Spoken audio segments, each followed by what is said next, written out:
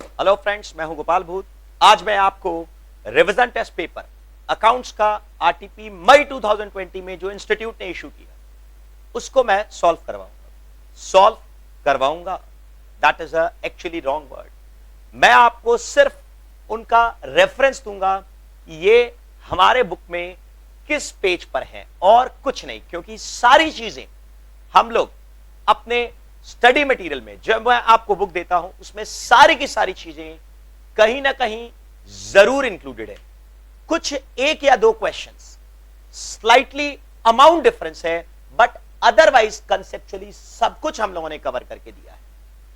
जैसा कि आप साइड में रेड पेन से लिखा हुआ है उस चीज को आप देख सकते हैं कि हर क्वेश्चन हम लोगों के स्टडी मटेरियल से, जो मैं आपको बुक देता हूं मेरे बुक में, जैसा कि मैं आपको हमेशा बताता हूं कि मेरे बुक में 93 से लेकर 2019 तक के सारे एग्जाम के क्वेश्चंस प्लस इंस्टीट्यूट ने जो 5 बार जो रिवीजन टेस्ट पेपर इशू किया है और 4 बार जो मॉक टेस्ट लिया है नए सिलेबस में, 2018 के 2019 के 4 मॉक टेस्ट पेपर्स, 2018 का 2019 का 4 रिवीजन टेस्ट पेपर, ये सारी चीजें हम अपने बुक में देकर रखें। ऑब्वियस बात है, आरटीपी मई 2020 का आरटीपी आप खुद देखिए सामने, जो इंक्लूडेड नहीं है वो आपको पता लग जाएगा कि क्या चीज इंक्लूडेड नहीं है। कुछ भी नहीं, हर चीज, एक क्वेश्चन अमाउंट चेंज करके दिया हुआ है, बाकी सारी चीजें एकदम सेम टू सेम। आइए देखिए आरटीपी मई 2020 का अकाउंट्स का एग्जामिनेशन के लिए आप इसके ऊपर निर्भर नहीं हो सकते। ये बिल्कुल मत सोचेगा कि ये इंपॉर्टेंट है, ऐसा कुछ नहीं है। Everything is important in professional exam. आप सिर्फ हम लोग जितना ट्यूशन में पढ़े उस पर अगर फोकस करेंगे और आपको कुछ देखने की दरकार नहीं है, जो भी बाकी चीजें हैं वो मैं आपके सामने प्रेजेंट करता हूं। देखिए रिवीजन टेस्ट पेपर मई 2020 का ट्रू और फॉल्स क्वेश्चन, जैसा कि मैं आपको बताता हूं, पहला क्वेश्चन 12 मार्क्स का इंस्टीट्यूट पूछता है, ट्रू और फॉल्स क्वेश्चन। 6 into 2 12 मार्क्स का ट्रू फॉल्स क्वेश्चन, उसमें हर चैप्टर से थोड़ा थोड़ा करके पूछता है। तो वही ट्रू और फॉल्स क्वेश्चन में पहला question, sir expenses in connection with obtaining a licence for running the cinema hall is a revenue expenditure. एक लाइसेंस लिया है सिनेमा हॉल को अगर स्टार्ट करने के लिए, अगर आपने लाइसेंस लिया है तब वो कैपिटल एक्सपेंडिचर होता है, पर अगर हर साल का लाइसेंस को रिन्यू करवाते हैं that is a revenue expenditure. Reissue of forfeited share is a allotment of shares but not a sale. बिल्कुल गलत स्टेटमेंट। अगर आप फॉरफिटेड शेयर्स को, आप एक आदमी से शेयर्स, एक आदमी को शेयर इश्यू किए, जब आपने शेयर इश्यू किया that is allotment of shares, full stop, खत्म बात। अब उसका पैसा नहीं मिला, अब उस शेयर्स को आपने फॉरफिट किया, उसका अधिकार सारा का सारा एक्सटिंग्विश किया, कैंसिल किया। आपको शायद याद होगा कि फॉरफिटेड शेयर्स में हम लोग, जो मैं एक इमेज बनाता था अपना, याद है ना आपको, ऐसा कुछ मैं अपना इमेज बनाता था कि जितना कॉल किया उतना कैपिटल में क्रेडिट करो, जितना पैसा मिला वो बैंक में डेबिट करो, जितना नहीं मिला वो कॉल सिनेरियर में डेबिट किया होगा। ऐसा कुछ मैं आपको समझाता था। वही चीज बोल रहा हूं मैं कि अगर मैंने शेयर्स को फॉरफिट किया, उस फॉरफिटेड शेयर्स को मैं किसी दूसरे को सेल करता हूं, that is not allotment of share but that is a sale, that is a sale. तो यह स्टेटमेंट क्या होगा? फॉल्स स्टेटमेंट हो जाएगा। सर पहला स्टेटमेंट क्या था? पार्टली ट्रू पार्टली फॉल्स लिखना ठीक रहेगा, क्योंकि अगर नया सिनेमा हॉल को सेटअप करने के लिए अगर आपने कोई लाइसेंस लिया है तब तो वो कैपिटल एक्सपेंडिचर होगा, परंतु अगर आप रिन्यूअल करवाते हैं हर साल तब वो रेवेन्यू एक्सपेंडिचर होगा। तो ये स्टेटमेंट पे आप डायरेक्ट नहीं लिख सकते। वैसे भी मैंने आपको बताया था कि आप ट्रू या फॉल्स एकदम लास्ट में लिखेंगे, कंक्लूजन आपके आंसर का हमेशा लास्ट में होगा। फिर उसके बाद if the effect of errors, ये देख लीजिएगा, if the effect of error committed cancel out each other, the errors are called compensating error and the trial balance will disagree. Oh my God, if the effect of committed error cancel out. अब इसमें बताओ, पहला part तो सही है, compensating error है, परंतु दूसरा पार्ट क्या बोल रहा है? Trial balance will disagree. Sir compensating error में डेबिट साइड और क्रेडिट साइड एक दूसरे को कैंसिल आउट कर देता है और ट्रायल बैलेंस टैली हो जाता है। तो पहला पार्ट इसका सही है कि कंपेंसेटिंग एरर है, पर दूसरा पार्ट क्या बोलता है? Trial balance will agree, that is a wrong statement. Compensating error तो है परंतु ट्रायल बैलेंस टैली हो जाता है। There are two ways of preparing an account current, ये भी गलत बात है। 3 तरीका है अकाउंट करंट बनाने का, याद है आपको? इंटरेस्ट के हिसाब से बना सकते हैं, प्रोडक्ट के हिसाब से बना सकते हैं, और बैलेंस ऑफ प्रोडक्ट के हिसाब से बना सकते हैं। बैलेंस के हिसाब से आप बना सकते हैं। इन सब में 2 मेथड होते हैं, फॉरवर्ड मेथड, बैकवर्ड मेथड। वो नहीं बोल रहा, देयर आर 2 वेज बोल रहा है। मतलब इंटरेस्ट मेथड से, प्रोडक्ट मेथड से, और बैलेंस ऑफ जो हम लोग बैंक में करंट अकाउंट में यूज करते हैं। वो विनोद इन अकाउंट करंट पे इलाहाबाद बैंक था शायद, वो एक सवाल था, अपने बुक में किया हुआ है, बुक में नहीं किया हुआ है मतलब मैंने क्लास में करवाया हुआ है, वो सवाल में हम लोग बात करते हैं। 3 मेथड्स होते हैं, तो ये भी स्टेटमेंट फॉल्स स्टेटमेंट। कई स्टूडेंट इस सवाल में आप कंफ्यूज हो जाते हैं कि 2 ही वेज होते हैं, फॉरवर्ड मेथड, बैकवर्ड मेथड, गलत हो जाता है। ये चारों सवाल मई 2018 में आए। उसके बाद in case of consignment sale ownership will be transfer to consignee at a time of receiving the goods. क्या बोल रहे हैं सर? कंसाइनमेंट का बेसिक बात है ये, एजेंट को ओनरशिप ट्रांसफर होता है कि पोजेशन ट्रांसफर होता है? पोजेशन, ओनरशिप कभी भी ट्रांसफर नहीं होता, तो ये स्टेटमेंट भी फॉल्स। तो पहले आपको लिखना पड़ेगा, क्या तरह से लिखेंगे कि कंसाइनमेंट में जब आप सामान भेजते हैं तो एजेंट को, कंसाइनी को आप सिर्फ पोजेशन ट्रांसफर करते हैं, ओनरशिप ट्रांसफर नहीं करते। फिर लिखना पड़ेगा, so the given statement is a false statement.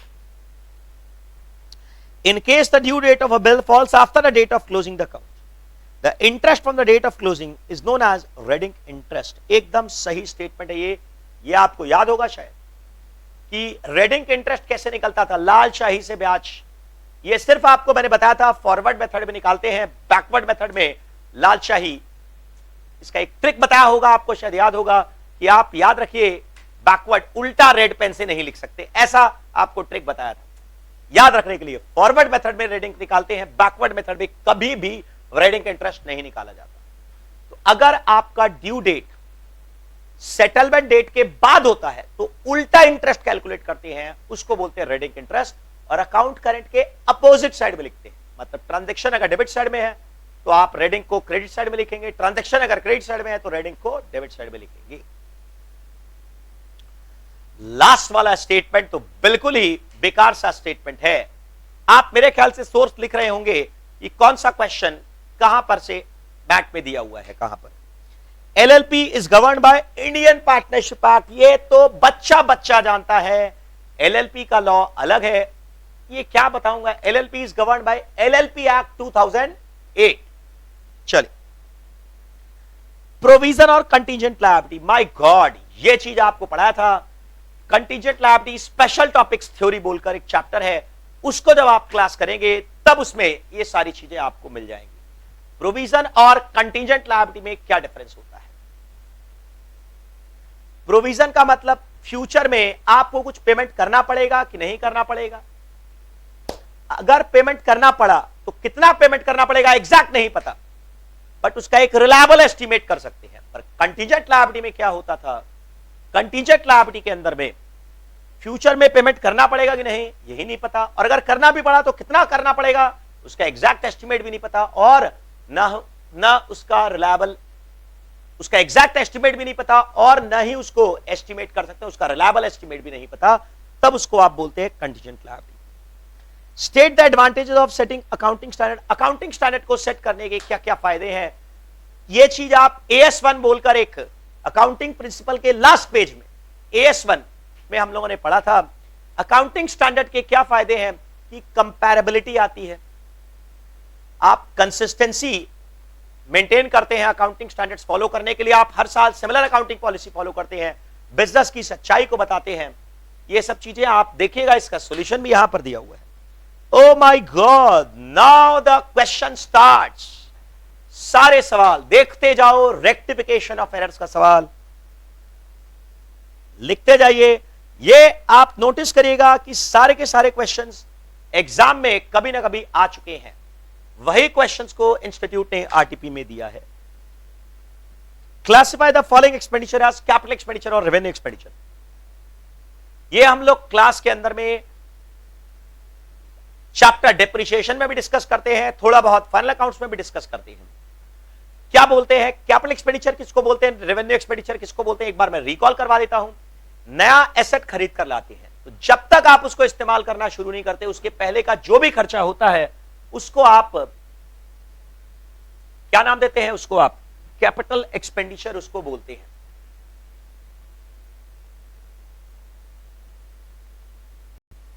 उसको आप कैपिटल एक्सपेंडिचर बोलते हैं। एसेट को यूज करने के पहले जो भी आपका खर्चा लगता है उसको आप कैपिटल एक्सपेंडिचर बोलते हैं, और यूज करने के बाद में अगर आपका कोई खर्चा लगता है तो उसको आप रेवेन्यू एक्सपेंडिचर बोलते हैं। चलिए next, money spent to reduce working expenses. अगर आपका डे टू डे खर्चा को रिड्यूस करने के लिए अगर आपने कोई खर्चा किया है, रोज का खर्चा, मान लो लेबर को हटाकर आप नई मशीनें लगा रहे हैं, उससे आपका रोज का खर्चा कम होगा, तो उसको आप क्या नाम देते हैं? Capital expenditure. Amount spent as lawyer. अच्छा, और नए एसेट के बारे में छोड़कर पुराने एसेट के बारे में मैं बात करता हूं। पुराने एसेट के लिए भी वही बात है कि पुराना एसेट खरीद कर लाए, उसको जब तक इस्तेमाल करना चालू नहीं किए तब तक उसके पहले अगर आपने रिपेयर करवाया, इंस्टॉलेशन करवाया, वो सबको सब आप कैपिटल एक्सपेंडिचर बोलते हैं। और यूज करना चालू करने के बाद में अगर आपका कोई खर्चा लगता है, अगर उस खर्चे से आपकी प्रोडक्टिव कैपेसिटी बढ़ती है, अगर आपका previously asset standard of performance अगर बेटर होता है, तब उस खर्चे को आप बोलते हैं कैपिटल एक्सपेंडिचर। तब उसको आप क्या नाम देते हैं? कैपिटल एक्सपेंडिचर उसको बोला जाता है। Next, amount spent as lawyer fees to defend a suit claiming the firm's factory. भाई हमारी जमीन है ये, हमारी फैक्ट्री है ये, कोई दूसरा आदमी हमारे ऊपर दबाव डाल रहा है, हमारे उससे झगड़ा कर रहा है कि ये उसकी फैक्ट्री है, ये बिल्कुल गलत है। इसको डिफेंड करने के लिए आपने कोई खर्चा किया, लॉयर को दिया, तो that is a revenue expenditure. Sir exam में आपको ये नहीं पूछेगा कि क्लासिफाई करके बताओ, that's a very childish aspect. आपको रीजन लिखना पड़ेगा। इसमें कोई नया फैक्ट्री आप नहीं खरीद रहे, आपकी एग्जिस्टिंग फैक्ट्री को डिफेंड करने के लिए आपने लीगल एक्सपेंसेस खर्च किया, तब उसको रेवेन्यू एक्सपेंडिचर बोलेंगे। परंतु अगर नया फैक्ट्री खरीदते और नया फैक्ट्री खरीदने के टाइम पर, नया जमीन खरीदने के टाइम पर अगर आप कोई लीगल एक्सपेंसेस इनकर करती है, उसका ओनरशिप वेरीफाई करने के लिए, तब उसको कैपिटल एक्सपेंडिचर बोलते हैं। Next, rings and pistons of an engine were change at a cost of 5000 to get fuel efficiency. आपकी एफिशिएंसी इंप्रूव हो गई, इसके चलते अगर आपको कोई खर्चा लगा है, इस पर अगर आपको कोई खर्चा लगा है, तो that is a capital expenditure.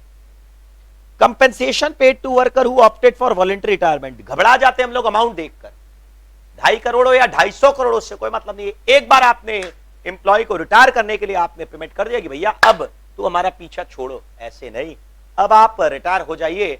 उस पर अगर आपको कोई मोटा खर्चा लगता है, that is known as revenue expenditure. इससे आपको ये तो बोला नहीं है कि आपको कुछ फायदा हुआ कि नुकसान हुआ, ऐसा तो आपको कुछ बोला नहीं है, इसीलिए इसको रेवेन्यू एक्सपेंडिचर मानेंगे।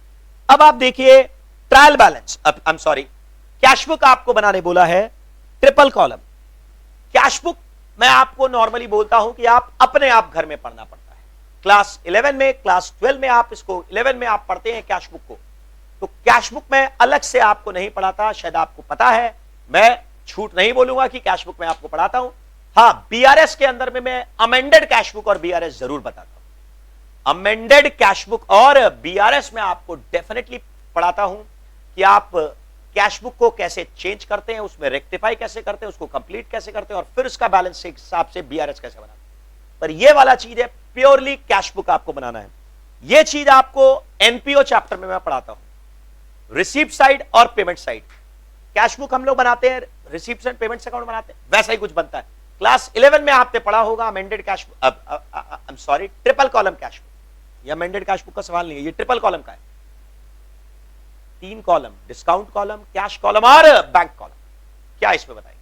डेबिट साइड में सारा रिसीप्ट लिखते हैं, 3 column, discount column, cash column और बैंक कॉलम। क्रेडिट साइड में सारा पेमेंट्स लिखते हैं, डिस्काउंट कॉलम, कैश कॉलम और बैंक कॉलम। ये सारा चीजें आप लिखते हैं, तब आपका बनता है ट्रिपल कॉलम कैश बुक। अब ट्रिपल कॉलम कैश बुक का सॉल्यूशन यहां पर दिया हुआ है, कुछ एंट्रीज में कॉन्ट्रा है। अगर आपने कैश में पैसा रिसीव किया तो कैश कॉलम में लिख देना, चेक से पैसा रिसीव किया तो चेक कॉलम, बैंक कॉलम में लिख देना। उन लोगों को अगर आपने 10,000 रुपया किसी से लेना था, उसके बदले में आपने 9,600 लिया है, तो 400 रुपया आपको डिस्काउंट कॉलम में लिखना होगा और बाकी 9,600 आपको कैश या बैंक कॉलम में लिखना होगा। ये बचकानी सी बातें हैं, ये छोटी मोटी बातें हैं, आप लोग क्लास 11 में पढ़े। कैश बुक के ऊपर अभी तक कोई सवाल नहीं आया। रेक्टिफिकेशन से हर साल हर एग्जाम में 10 मार्क्स का, बीआरएस से हर एग्जाम में 10 मार्क्स का, रेक्टिफिकेशन से एक बार 14 मार्क्स का भी पूछा था। अगेन रेक्टिफिकेशन, सर इसमें आपको याद होगा करेक्ट एंट्री, रॉन्ग एंट्री और रेक्टिफिकेशन एंट्री हम लोग पढ़ते थे। आपको correct entry, wrong entry, rectification entry के हिसाब से मैं फाइनल अकाउंट्स में भी पढ़ाता हूं। फिर उसके बाद बीआरएस। ओह, आपने तो लिखा ही नहीं रेक्टिफिकेशन का इस पेज का ये क्वेश्चन। अगेन देखिएगा, ये नवंबर 2018 में ऑलरेडी आ चुका है। बीआरएस देखिए मेरे बुक में पेज नंबर 3.2 पर जो क्वेश्चन नंबर 3 है वो बेसिकली पहला सवाल है बीआरएस का। वही सवाल है जो पहला सवाल है बीआरएस का, वही वाला इजी सा क्वेश्चन है ये। ओहो, inventories, my God, a wonderful topic. Stock taking का टॉपिक है ये। स्टॉक टेकिंग में आपको बताया था मैंने 31 मार्च को, मान लीजिए आप बैलेंस शीट बनाना है और आप उस दिन अपना स्टॉक का काउंटिंग नहीं कर सके, मान लीजिए उस दिन लॉकडाउन हो गया। अब सबसे बेस्ट होगा, क्योंकि लॉकडाउन भी ऐसी डेट पर हुआ है कि आप स्टॉक टेकिंग नहीं कर सकते। 31 मार्च के दिन आपको बैलेंस शीट बनानी थी, बट उस दिन मान लीजिए लॉकडाउन हो गया और उस दिन आप अपना स्टॉक काउंट नहीं कर पाए या कोई भी कारण से। आप शायद याद होगा बिग बाजार में हम लोग रात भर रुके थे बिग बाजार के स्टॉक काउंटिंग में, और उसके बाद रात को हम लोगों ने कोल्ड ड्रिंक्स और पेप्सी पिया था और हम लोगों ने पत्तियां भी खेली थी, याद होगा आपको। तो सर अगर आप 10 दिन, 15 दिन, 20 दिन, महीना भर बाद अगर आप अपना स्टॉक को काउंट करते हैं तब उसको बोलते हैं स्टॉक टेकिंग। वो 15 दिन के बाद कैलकुलेट करना था 31 मार्च को, पर आपने कैलकुलेट किया 15 अप्रैल को। 2020 में तो ऐसा हो ही नहीं सका क्योंकि पूरा देश बंद था। तो 31 मार्च को आपको बैलेंस शीट बनानी थी, पर आपने काउंटिंग किया 15 अप्रैल को। तो 15 दिन का एक मेमोरेंडम ट्रेडिंग बनाते हैं, आपको शायद याद होगा।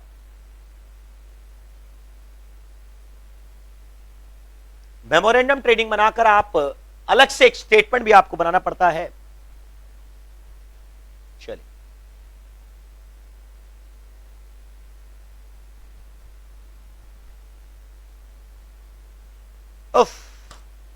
डेप्रिसिएशन, सर क्या पढ़ाएंगे आप हम लोगों को? रिवीजन टेस्ट पेपर आप क्या तो हम लोगों को बताएंगे, सब कुछ तो आपने क्लास में करवा दिया, फिर जरूरत क्या है? रीवैल्यूएशन अगर किसी एसेट को करते हो, डेप्रिसिएशन चैप्टर में पढ़ा था, कोई एसेट को 3-4 साल यूज कर लिया, उसके बाद उसको अपर रिवैल्यू किए, तो जो नया बैलेंस आएगा उस पर आप डेप्रिसिएशन चार्ज करते हो। Bill of exchange, my God, अच्छा ये भी क्वेश्चन एग्जाम में आया हुआ था, ये रीवैल्यूएशन का, नवंबर 2018, 4 मार्क्स। फिर इसके बाद Akshay, draws to bill of exchange, ये renewal bill of exchange, renewal of bill of exchange का सवाल है। सेम टू सेम सवाल हम लोगों ने क्लास में किया है। पेज नंबर और क्वेश्चन नंबर मैंने लिख कर दिया, क्वेश्चन नंबर 21 है ये। आप ध्यान दीजिएगा, ये सारे सवाल एग्जाम के प्रॉब्लम से हैं, मई 2019 में एग्जाम में आया हुआ। माय गॉड, कंसाइनमेंट का ये favourite question, goods in transit है, इसमें एबनॉर्मल लॉस है और क्लोजिंग स्टॉक है। कुछ सामान आप बेचते हैं, उसके अंदर कुछ सामान रास्ते में नुकसान हो जाता है, कुछ सामान रास्ते में पड़ा रहता है ट्रांजिट में, और उसके बाद जो बचता है वो सामान, उसमें से एजेंट कुछ माल बेचता है और कुछ उसके पास हाथ में आता है, क्लोजिंग स्टॉक। तो इस सवाल में 3 एडजस्टमेंट है, goods in transit, abnormal loss और क्लोजिंग स्टॉक, तीनों का एडजस्टमेंट है इस सवाल में। इनवॉइस प्राइस मेथड नहीं है। ये मेरे बुक का क्वेश्चन नंबर लिखना भूल गए सर आप, पेज नंबर 11.9 पर जाकर अगर आप देखेंगे, सर ये कौन से टर्म का बुक का पेज नंबर बता रहे हैं? मैं बता रहा हूं ये पेज नंबर मई 2020 के स्टूडेंट्स का जो बुक है उसका क्वेश्चन नंबर 33 है। चलिए, एकदम सिंपल सा, माय गॉड,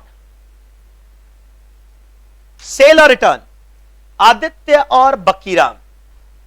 इसमें जनरली आदित्य का स्पेलिंग में आप लोग गलती करते थे, आदित्य, हे भगवान क्या स्पेलिंग है, याद आ गया होगा, आदित्य और बकीराम। बस यही एक थोड़ा सा हल्का सा कंसेप्ट तो हम लोग बात कर चुके हैं, बट हल्का सा एक नया तरह का सवाल है। एग्जैक्टली ऐसा क्वेश्चन तो नहीं है, परंतु काफी हद तक इस तरह का डिस्कशन हम लोगों ने कर लिया है। क्या है ये सवाल, आप बता देता हूं मैं। एक सर ये क्वेश्चन क्या है? क्वेश्चन ये है कि Kiran has accepted bills payable to Hina falling on these due dates. मान लीजिए एक आदमी ने दूसरे पर बिल बनाया, 4 बिल बनाया, 4 बिल बनाया अलग अलग डेट्स का। इससे आप एवरेज ड्यू डेट आराम से निकाल सकते हैं। निकाल सकते हैं कि नहीं? बिल्कुल निकाल सकते हैं सर। अब ध्यान दीजिएगा, बहुत छोटा सा चीज है। मान लीजिए मैं आपको बोलता हूं एवरेज ड्यू डेट आ गया 2 सितंबर, अज्यूमिंग सॉल्यूशन देख करके अगर करोगे तो 2 सितंबर आएगा। मैं आपको समझा देता हूं, समझिएगा। ऑन 1 जुलाई मतलब 2 सितंबर 2018 को आपको पैसा देना था, पर आप 2 सितंबर के अगर पहले देते हैं तो आपको क्या मिलता है? रिबेट या डिस्काउंट। अगर एवरेज ड्यू डेट के पहले अगर आप पेमेंट करते हैं तो आपको क्या मिलता है? रिबेट या फिर डिस्काउंट। और अगर उसके बाद पेमेंट करते हैं तब आपको क्या मिलता है? तब आपको इंटरेस्ट देना पड़ता है, एक्स्ट्रा ब्याज आपको देना पड़ता है। ये हम लोगों ने डिस्कस कर लिया था, शायद आपको याद होगा, मेरे ख्याल से याद है ना आपको। अब हम लोग इसके आगे बढ़ते हैं। श्योर? चलिए, अब सवाल में आपको बोलता है on 1 July it was agreed that these bill should be withdrawn. ये सारा बिल को विड्रॉ करो, खत्म करो इसका झमेला। And that Kiran should accept 2 bills, one for 10,000 due in 4 months and other for balance with interest due in 6 months. Okay. Calculate the amount of second bill taking an interest at 10%, taking 365 days in a year. Sir example जरा, concept जरा समझिएगा इसका। Total आपको कितना payment करना है देखकर बताओ। 3, 5, 3, 6, 17,500 आपको देना है। आपको कितना पेमेंट करना है? 17,500।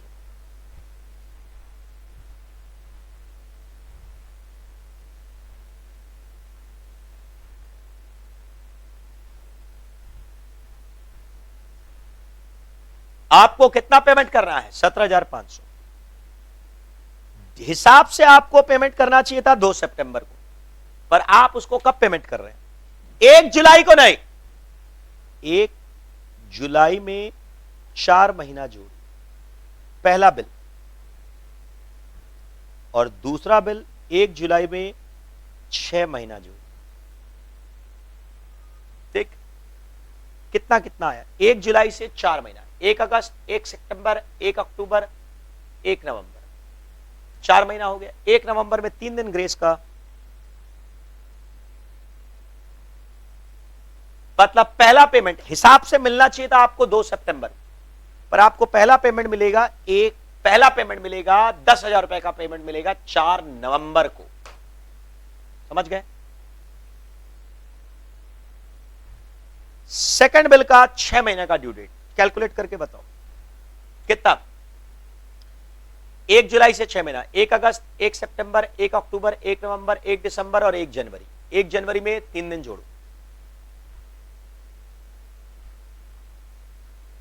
आपको मिलना चाहिए था 17,500 2 सितंबर, पर आपको 10,000 रुपया मिल रहा है 4 नवंबर, और बाकी 7,500 रुपया मिलेगा आपको 4 जनवरी।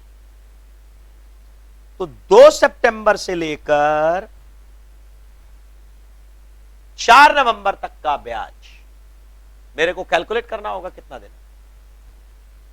2 सितंबर से लेकर 4 जनवरी तक का ब्याज 7,500। मान लीजिए वो ब्याज आता है अप्रोक्सीमेटली 500 रुपया, अज्यूमिंग, मन से बोल रहा हूं मैं, 500 नहीं आएगा, 425, 26, 27 कुछ आएगा, 427 कुछ आएगा। सारा पैसा आपको मिलना चाहिए था 2 सितंबर को 17,500, पर आपको कुछ पैसा मिल रहा है 4 नवंबर 10,000, और कुछ पैसा मिल रहा है 4 जनवरी 2019 7,500। मतलब ये वाला पैसा कितना दिन लेट से मिल रहा है? 2 सितंबर से 4 नवंबर, 2 अक्टूबर, 2 नवंबर,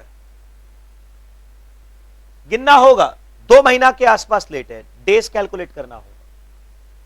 सितंबर का 28 डेज, अक्टूबर का 31 डेज, 59, और 4 दिन नवंबर का, मतलब 63 डेज लेट से मिल रहा है।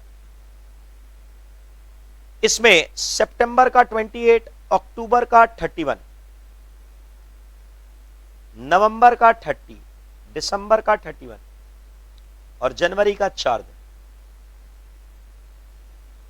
124 हो गया शायद।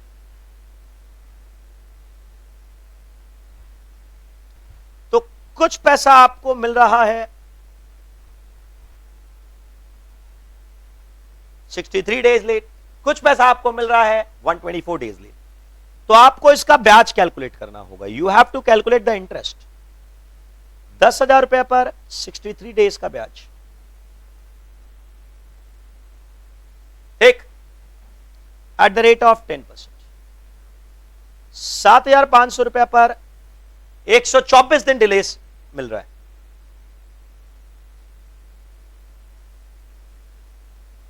मान लो आपका ब्याज आ गया है टोटल जोड़कर 500 रुपया, 400 रुपया कुछ आया, अज्यूमिंग आ गया सर। आपको सारा पैसा मिलना था 2 सितंबर को, पर आपको कुछ पैसा मिल रहा है 4 नवंबर को, 63 डेज लेट, 2 महीना लेट, और वो कुछ पैसा मिल रहा है आपको 4 महीना लेट। तो आपको 427 रुपया, 400-500 रुपया कुछ आपको ब्याज मिल रहा है। मतलब आपको टोटल 17,500 नहीं मिलना चाहिए, 17,900, 18,000 के आसपास मिलना चाहिए। 18,009 फिगर में बोलता हूं, 18,000 रुपया आपको मिलना चाहिए, परंतु पहला डेट पर आपको मिल रहा है 10,000, तो सेकंड डेट पर आपको हिसाब से कितना मिलना चाहिए? बैलेंस 8,000। यही चीज पूछा है आपसे, पढ़ लो जरा।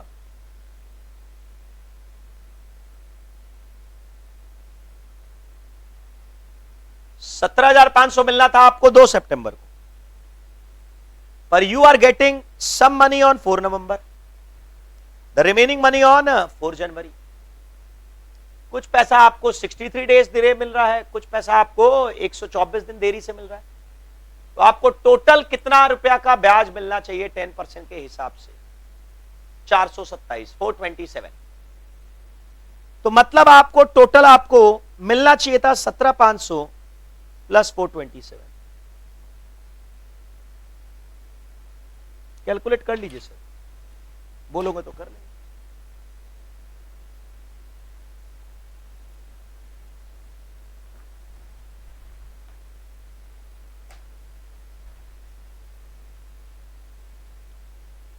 चलिए, उसमें आपको पहले मिल जाएगा 10,000, तो दूसरे वाले बिल का वैल्यू क्या होगा? 10। अब ये 427 है कि थोड़ा कुछ अलग होगा, जो भी है ऐसे निकालें। आइए, सॉल्व किया हुआ है इसी। अब यार ये अकाउंट करंट का सवाल है, बहुत ही आसान, इससे बहुत ऊपर के हम लोगों ने सवाल किए हैं। अकाउंट करंट आपको मैं एक स्पेशल तरीका से बनवाता था, इंस्टीट्यूट का स्टडी मेथड से थोड़ा स्लाइटली डिफरेंट था, बट बहुत इजी था। डिफरेंट नहीं था, बैलेंस करना डिफरेंट था, इजी था। डिफिकल्ट चीज को आसान तरीकों से हम लोग करके सॉल्व किए, वो चीज ध्यान देनी। ओहो, तो ये वाला अकाउंट करंट का सवाल आप आसानी से कर पाएंगे, बहुत आसानी से। सिमिलर टाइप का सवाल अपने बुक में दिया हुआ है। सर ये रघुराम राजन, देखिए देखिए 20 मार्क्स का सवाल आया हुआ है मई 2018 में, और मेरे बुक का क्वेश्चन नंबर 35 फाइनल अकाउंट्स का। पेज नंबर आप लिखते जा रहे हैं, आई बिलीव सॉल्व करने का कोई दरकार नहीं। अब आप टाइम पास कर रहे हैं सर, हो गया सब कुछ। पीएल अप्रोप्रिएशन, ये गारंटी ऑफ मिनिमम प्रॉफिट्स का सवाल है। Guarantee of minimum profit, page number, question number मैंने फटाफट लिख कर दे दिया ताकि आपको वीडियो में समय कम लगे, फटाफट आपको रेडीमेड चीज आपको देख दिया। गुडविल का कैलकुलेशन, माय गॉड, ये वाला इंस्टीट्यूट का आरटीपी का फेवरेट क्वेश्चन, मई 2018 नवंबर 2019 के आरटीपी में है। ये आरटीपी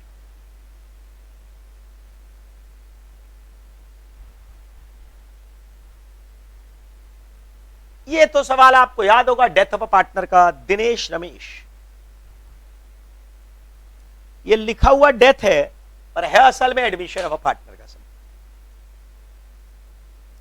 दिनेश, रमेश, नरेश और सुरेश। ये वाला सवाल आप 2 पेज में बनाते थे। 4 लोगों का कैपिटल अकाउंट है, 4 कैपिटल अकाउंट डेबिट साइड में, डेबिट साइड इस पेज में, क्रेडिट साइड उस पेज। चलिए डॉक्टर साहब, याद आएगा आपको वेजेस एंड सैलरीज में हम लोगों ने कुछ बात किया था, याद होगा। चैम्बर को साफ करने वाली मासी को आपने कुछ पेमेंट किया था। डॉटर की मैरिज आपने बहुत सस्ते में करवा दी थी, याद आया आपको। एनपीओ के अंदर में यह सवाल था 18.20 question number 38। 1/3 of motor car expenses are treated. कई लोगों ने बोला था कि नौकरानी को गाड़ी में लेकर जाते हैं सर डॉक्टर साहब। चलिए कोई बात नहीं, उसका भी अधिकार होता है गाड़ी में बैठने का। लॉकडाउन के समय जो मेड सर्वेंट आपके हमारे घरों में काम करते हैं, उनकी इंपॉर्टेंस हम लोगों को पता लग जाती है। अगर वो नहीं हो तो you feel actually lockdown, you cannot work. Issue of shares, my God, ये प्रोरेटा का जबरदस्त टाइप का प्रॉब्लम था। ऐसा 2 प्रॉब्लम हम लोगों ने किया था क्लास में। 46 नंबर सवाल था और एब्सोल्युटली पेज नंबर 19.26 में अभी यही सवाल था बिना कोई परिवर्तन के, और यह मई 2018 में आया था एग्जाम में।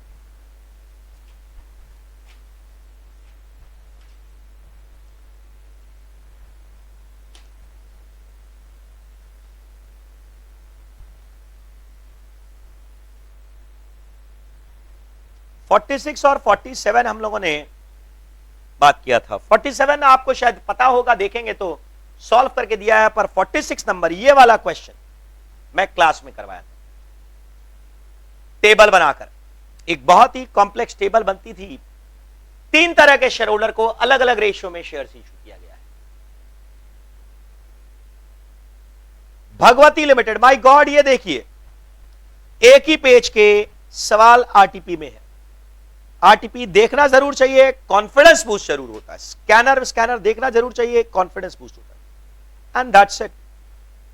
Issue of debenture pure limited, November 2018 का सवाल है, मेरे बुक का ये। और ये चीज आप शॉर्ट नोट्स यहां से देख सकते।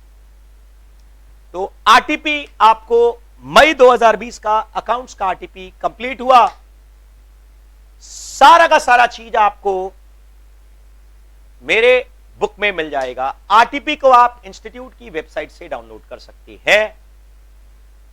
और अगर 5वां टर्म का आरटीपी चाहिए तो इस YouTube के वीडियो की लिंक में आप उसको डाउनलोड कर सकते हैं। Thank you.